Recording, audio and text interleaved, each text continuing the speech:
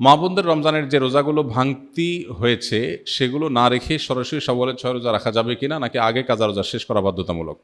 যেহেতু হাদিসের ভাষ্যটা এরকম, মান সামা রমাদান সুম্মা আতবাউ সিত্তাম মিন শাওয়াল, যে রমজানের রোজা রাখলো এরপরে শাওয়ালের 6টা রোজা রাখলো। হাদিসের ভাষ্যটা লক্ষ্য করলে বোঝা যায় যে রমজান রোজা রেখে আগে শেষ করা দরকার, এরপরে শাওয়ালের রোজা। অতএব মা বোনরা হোক আর পুরুষরা হোক, সবার জন্য একই কথা প্রযোজ্য।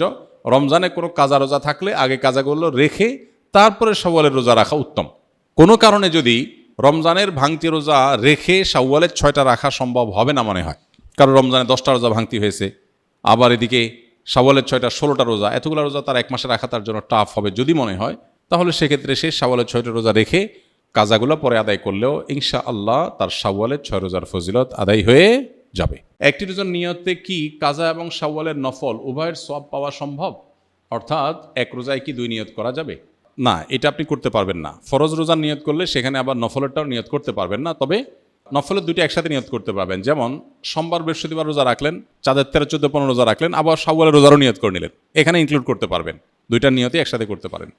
আর ফরজ কাজা রোজা আছে, সেটা রাখলেন, একই সাথে আবার শাওয়ালের 6 রোজা রাখবেন, সেটা আদায় হবে না। রমজান পরবর্তী ইবাদতের ধারাবাহিকতা ধরে রাখার কিছু উপায় বলে দিন। রমজান পরবর্তীতে ইবাদতের ধারা ধরে রাখার জন্য রমজানেই ভালো করে তাকওয়া চর্চা করতে হবে। রমজানে যার তাকওয়া চর্চা যত ভালো হবে, রমজানের পরে সেটা ধরে রাখা তত সহজ হবে, ইজি হবে ইনশাআল্লাহ বিইذনিল্লাহ। এবং আল্লাহ তাআলার কাছে দোয়া যেমন করতে হবে, রমজানের পরে দিনই পরিবেশে যত বেশি নিজেদেরকে রাখতে পারবো তত বেশি রমজানের ইবাদত ধারাবাহিকতা ধরে রাখা সহজ হবে ইনশাআল্লাহ বিইذনিল্লাহ।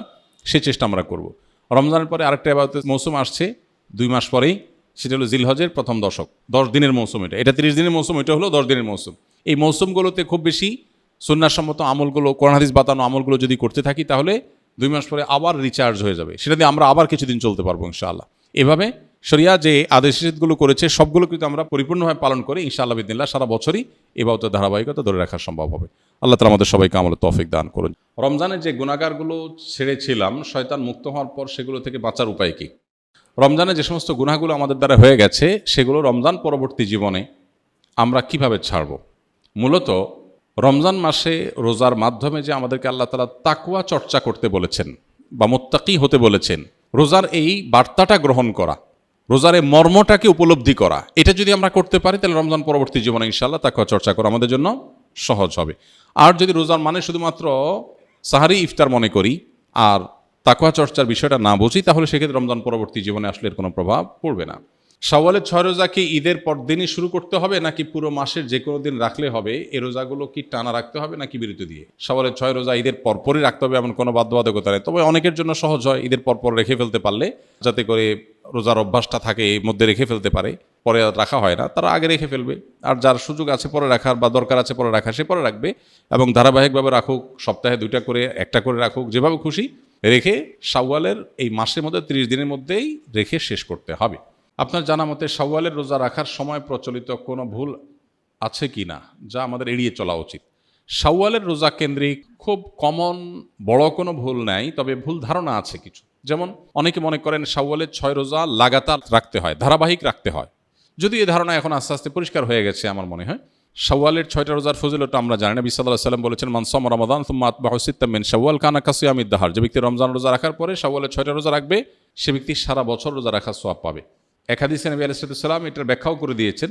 বিষয়টা এইভাবে যে রমজানের 30টা রোজা সচরাচর সর্বোচ্চ 30টা রোজা হয়, এটাকে প্রত্যেক আমলকে আল্লাহ তাআলা কমপক্ষে 10 গুণ বাড়িয়ে দেন। তাতে 30কে 10 দিয়ে গুণ দিলে 300 হয়, আর শাওয়ালের 6টা রোজা রাখলে আর 6 দুগুণে 60 হয়, তাহলে 360 চান্দ্র বছর হিসাবে 360 দিন। অতএব পুরো বছর রোজা রাখার সওয়াব পেতে হলে রমজান রোজার পরে শাওয়ালের 6টা রোজা রাখতে হবে। এই রোজা রাখার ক্ষেত্রে কোনো ধারাবাহিকতার শর্ত নাই, ভেঙে ভেঙে রাখতে পারেন, একসাথে রাখতে পারেন, যেভাবে খুশি রাখতে পারেন। এটা হলো একটা ভুল ধারণা সাধারণত, যে একসাথে রাখা লাগে কিনা অনেকের ধারণা হতে পারে। এর বাইরে আর তেমন কোনো মেজর ভুল দেখি না। রমজান রোজা যেভাবে রাখেন সেটাও একইভাবে আপনি রাখবেন, শাওয়াল মাসের মধ্যেই রেখে দিবেন।